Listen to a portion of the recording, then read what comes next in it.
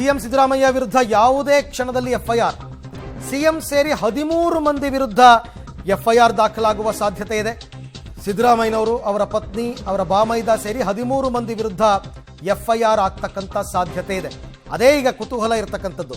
ಈ ಪ್ರಕರಣದಲ್ಲಿ ಯಾರು A1, ಯಾರು A2, ಯಾರು A3, ಆಮೇಲೆ ಯಾರ್ಯಾರನ್ನ ಇನ್ಕ್ಲೂಡ್ ಮಾಡಿದ್ದಾರೆ ಇದೆಲ್ಲ ಗೊತ್ತಾಗಬೇಕು. ಆಮೇಲೆ ಆಗ ಇವೆಲ್ಲ ಹಗರಣಗಳು ನಡೆದಾಗ ಮೂಡ ಅಧ್ಯಕ್ಷರು ಯಾರಿದ್ರು, ಅಧಿಕಾರಿಗಳು ಯಾರಿದ್ರು, ಅವ್ರುಗಳನ್ನೂ ಕೂಡ ಇನ್ಕ್ಲೂಡ್ ಮಾಡ್ಕೋಬೇಕಾಗುತ್ತೆ. ಹಾಗಾಗಿ 13 ಜನ, ಕೇವಲ 3 ಜನ ಅಂತ ಅಂದ್ಕೊಳ್ಳೋಕ್ಕಾಗಲ್ಲ ನಾವು.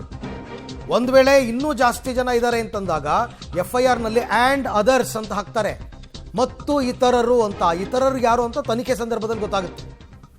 ಈ ಬಗ್ಗೆ ಕೂಡ ಮತ್ತಷ್ಟು ಮಾಹಿತಿ ನನ್ನ ಕೊಲೀಗ ಮುರಳೀಧರ್ ಅವರಿಂದ ಪಡ್ಕೊಳ್ಳೋಣ. ಮುರಳಿ, ಸಾಮಾನ್ಯವಾಗಿ ಈಗ ಚಾರ್ಜ್ ಶೀಟ್ ಅಲ್ಲ, ಎಫ್ಐಆರ್ನ ಮಾಡಬೇಕಾದ್ರೆ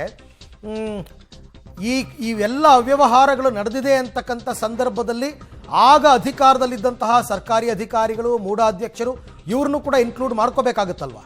ಖಂಡಿತ ಅರವಿಂದ್. ಯಾಕೆಂದ್ರೆ ಪ್ರಮುಖವಾಗಿ ಈ ರೀತಿಯ PCR ಅನ್ನ ಕೊಟ್ಟು PCR ಆದ ಬಳಿಕ ಕೋರ್ಟಿಂದ ಡೈರೆಕ್ಷನ್ಸ್ ಅನ್ನ ಕೊಟ್ಟ ಬಳಿಕ FIR ಅನ್ನ ಮಾಡಿದಾಗ PCR ನಲ್ಲಿ ಯಾಕೆಂದ್ರೆ ಯಾವ್ದಾದ್ರು ಒಬ್ಬ ದೂರುದಾರ ಈ ವ್ಯಕ್ತಿ ಮೇಲೆ ನಮಗೆ ಸಾಕಷ್ಟು ಅನುಮಾನಗಳಿದ್ದಾವೆ, ಈತನೇ A1 ಆರೋಪಿ ಅಥವಾ ಇವರು A2 ಆರೋಪಿ ಅಂತೇಳಿ ಒಂದಷ್ಟು ಮಾಹಿತಿಗಳನ್ನ ಇಟ್ಕೊಂಡು ಕೋರ್ಟ್ಗೆ ಕೊಟ್ಟಿರ್ತಾರೆ. ಕೋರ್ಟ್ಗೆ ಕೊಟ್ಟ ಸಂದರ್ಭದಲ್ಲಿ ಕೋರ್ಟ್ ಅದನ್ನ ಸಂಪೂರ್ಣವಾಗಿ ಸವಿಸ್ತರವಾಗಿ ವಾದ ಪ್ರತಿವಾದವನ್ನು ಆಲಿಸ್ಕೊಂಡಿರ್ತದೆ. ಆ ವಾದವನ್ನು ಆಲಿಸಿದ ಬಳಿಕ ಅವರ ಯಾರ್ಯಾರು ಯಾವ್ಯಾವ ಸೆಕ್ಷನ್ ಅಡಿಯಲ್ಲಿ ಬರ್ತಾರೆ ಅನ್ನೋದ್ರ ಬಗ್ಗೆನೂ ಕೂಡ ಉಲ್ಲೇಖವನ್ನ ಮಾಡ್ತಾ ಹೋಗ್ತಾರೆ.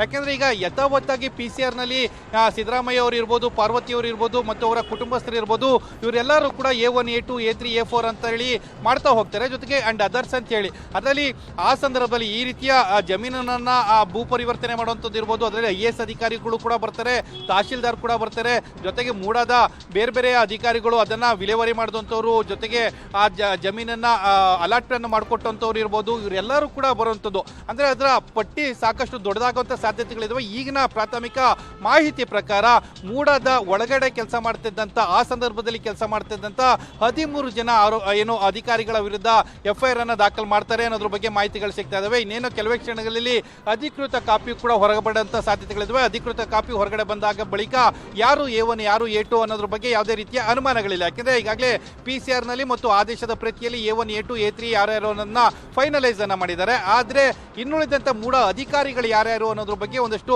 ಕುತೂಹಲ ಇರುವಂತದ್ದು, ಅದು ಕೂಡ ಕ್ಲಿಯರ್ ಆಗುವಂತ ಸಾಧ್ಯತೆಗಳು ಕೂಡ ಇರುವಂತದ್ದು. ಅರವಿಂದ್, ಓಕೆ, ಹಾಗೆ ಸಂಪರ್ಕದಲ್ಲಿರಿ ಮುರಳಿ, ನಿಮ್ ಜೊತೆ ನಾನು ಮತ್ತೆ ಮಾತನಾಡ್ತೀನಿ. ಒಟ್ಟಾರೆ ಈ ಎಲ್ಲ ಕುತೂಹಲಕ್ಕೆ ಏನೇನು ತೆರೆ ಬೀಳುತ್ತೆ, ಸ್ವಲ್ಪ ಹೊತ್ತಲ್ಲೇ FIR ಕಾಪಿ ಕೂಡ ಲಭ್ಯವಾಗುತ್ತೆ. FIR ಕಾಪಿ ಮೊದಲಿಗೆ ದೂರುದಾರರಿಗೆ ಕೊಡ್ತಾರೆ, ಆಮೇಲೆ ಅದು ಗೊತ್ತಾಗುತ್ತೆ ಎಲ್ಲ ಏನೇನು ಡೀಟೇಲ್ಸ್ ಅಂತ.